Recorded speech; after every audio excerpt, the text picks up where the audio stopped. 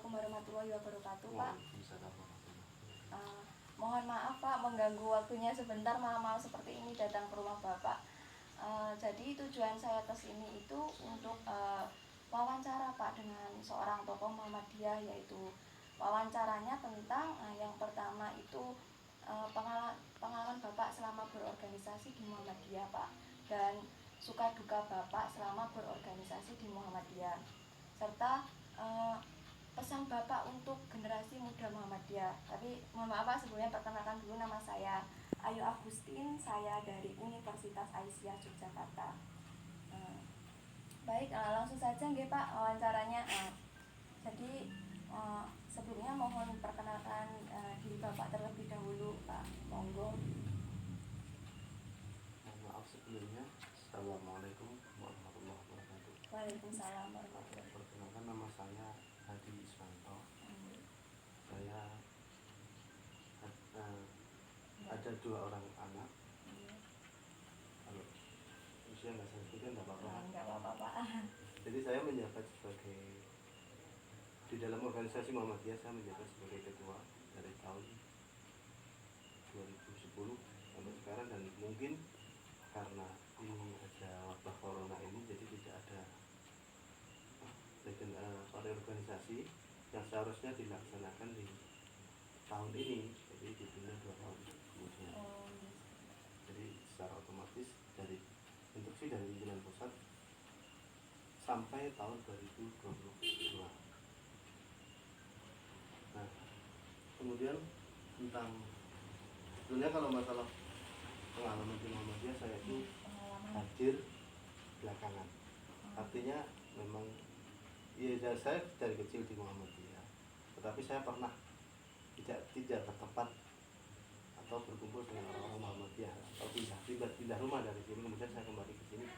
Mulai di sinilah saya kemudian diangkat sebagai pimpinan Muhammadiyah, yang sesungguhnya pada waktu itu juga melihat diri saya pada usia itu sebenarnya belum layak, karena masih di usia sekitar 33 tahun kok tiba-tiba diangkat, dan diangkatnya pun juga itu, kalau saya sedikit boleh bercerita, itu sesungguhnya karena saya merasa masih belum waktunya, maka ketika pemilihan itu sesungguhnya saya sengaja tidak hadir supaya saya tidak dipilih.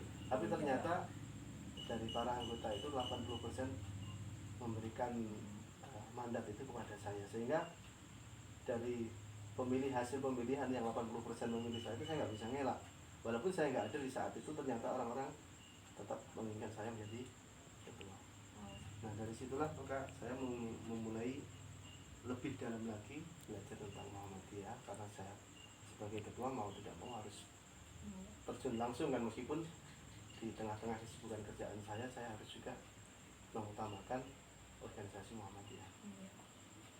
Nah, kemudian sedikit bercerita tentang pengalaman, ya pengalamannya sungguh menurut saya sangat bermanfaat. Kenapa? Karena saya harus belajar di tengah-tengah orang yang notabene dulu semua guru saya, orang tua saya, kemudian tiba-tiba saya suruh mimpin itu kan.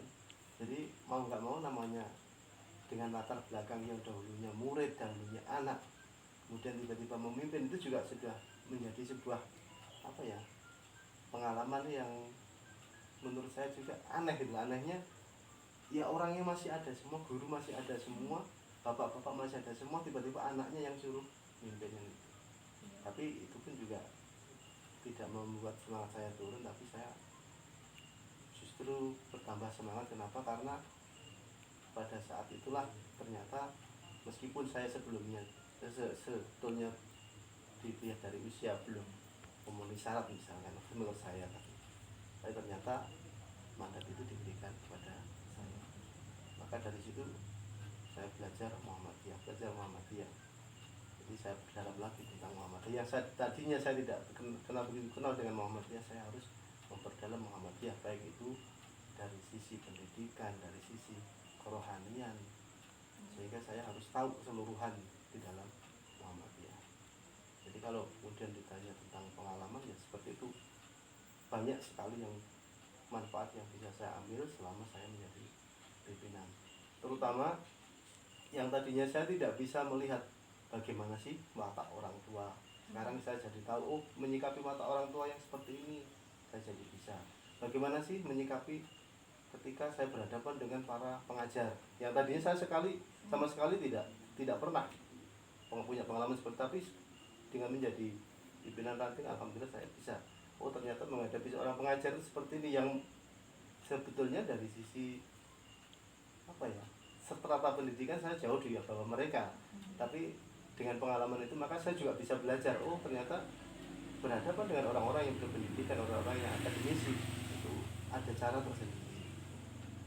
Sampai kemudian hubungan saya kepada dengan cabang yang notabene orang-orang cabang juga nggak ada yang pendidikannya itu rendah, rata-rata kan S2. Jadi itulah yang menariknya saya. Jadi di situ juga saya harus masuk ke situ, dan kebetulan saya juga menjadi salah satu pengurus cabang di bidang tablik. Nah disitulah saya harus bercengkrama dengan orang-orang yang pendidikannya jauh di atas saya, dan harus belajar dengan mereka sampai kepada bagaimana harus, kalau bahasa ininya apa ya, take and give ya, harus bisa memberikan dan juga mengambil dari mereka. Jadi itulah pengalaman-pengalaman yang menurut saya sangat-sangat bermanfaat, dengan tidak melihat apa latar belakang kita, pendidikan kita, ekonomi kita, sosial kita, tapi ketika masuk ke dalam Muhammadiyah, terlebih ketika menjadi pengurus, ternyata di situ dituntut bukan melihat dari latar belakang, tetapi kemampuan kita dalam memimpin.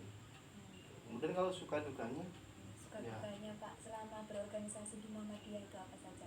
Sangat banyak. Sukanya itu tadi, kita bisa belajar. Kemudian ketika kita di situ kita sudah bercampur dalam komunitas orang-orang yang semuanya akademisi, itu sekalipun kita bukan seorang yang akademisi murni, tetapi kita bisa belajar dari mereka dan bisa seolah-olah sama-sama seorang akademisi gitu. Jadi tukar pikiran, ngobrol, meskipun ya latar belakang pendidikannya sangat beda. Jadi secara tidak langsung saya juga bisa belajar dari situ.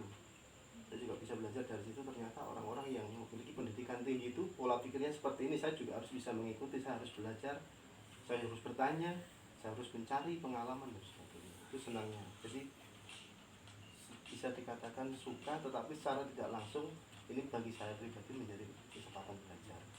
Kalau dukanya banyak sekali.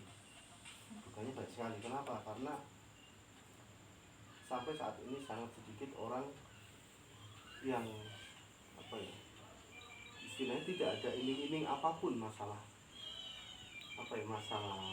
istilahnya finansial ya. Di dalam organisasi kan nggak ada namanya diiming-iming masalah finansial. Kalau kamu menjadi pimpinan nanti kamu mendapatkan ini dan nggak ada sama sekali. Sangat sedikit orang-orang yang ketika terjun di dalam sebuah organisasi, sebuah kelompok yang tujuan finansialnya itu tidak ada, kemudian dia mau berkorban. Sehingga ketika saya ingin bergerak, saya ingin mengembangkan sesuatu, maka itu menjadi salah satu hambatan bagi saya, ganjalan dari saya. Kenapa? Karena saya rata-rata pemikiran orang itu kalau nggak ada hasilnya ya saya malas, ya kan? Jadi kita tidak dulu bicara di politik, kalau di dalam politik kalau nggak ada hasilnya ya saya mundur, gitu kan? Nah begitulah. Maka tidak dengan di organisasi Muhammadiyah. Di Muhammadiyah ya pokoknya dituntut ya berjuang. Dan berjuang pasti perlu pengorbanan. Nah disinilah saya seringkali susah mencari kawan. Mana sih, siapa sih yang orang-orang yang mau saya ajak berkorban, saya ajak berjuang, sehingga meskipun tidak ada iming-iming finansialnya ataupun apa ya, istilahnya sesuatu yang bisa membuat mereka itu lebih senang, atau mungkin diiming-iming jabatan dan sebagainya. Nah ya itulah sukanya. Ternyata rata-rata masih sampai saat ini masih berpikiran ya kalau tidak ada hasilnya ya males lah gitu. Kalau tidak ada hasilnya ngapain saya pikir gitu kan. Kadang-kadang ketika saya menawarkan sebuah perjuangan, sebuah pengorbanan yang saya jelaskan di situ, nanti akan diberikan sesuatu yang mungkin bukan finansial kepada Anda, tapi akan diberikan kemudahan yang lain, akan diberikan barokah yang lain, mereka pun juga masih berat. Karena mayoritas masih diberi mana mungkin orang berkorban banyak kok mau diberikannya ada ya bangkrut kan gitu. Nah, itu dukanya di situ. Jadi menyikapi dan memberikan pengarahan kepada orang-orang yang masih berpola pikir seperti itu bagi saya menjadi apa, kalau dalam perjuangan bisa dikatakan dukanya lah ya.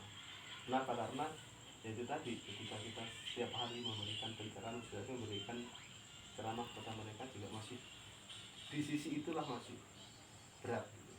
Karena prinsip mereka kalau saya tidak mendapatkan hasil ya tidak. Pesan untuk generasi muda Muhammadiyah. Generasi muda Muhammadiyah.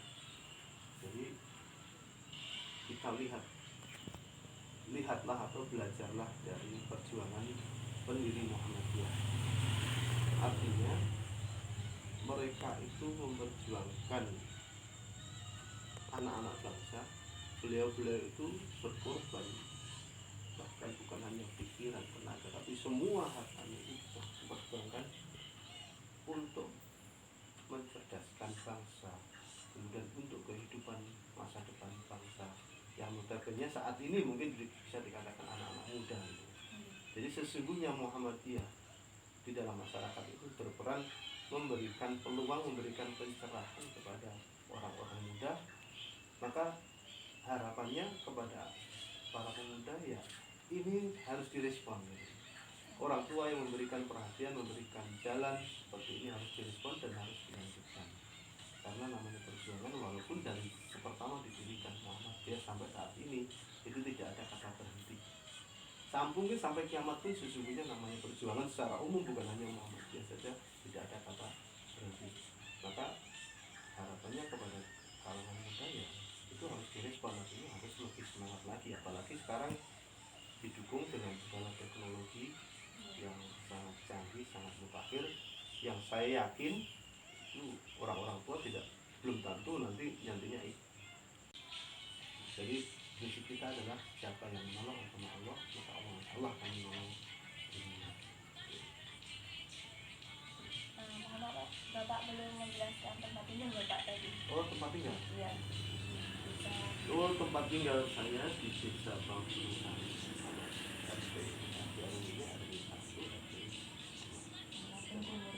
Kecamatan Sekampung itu.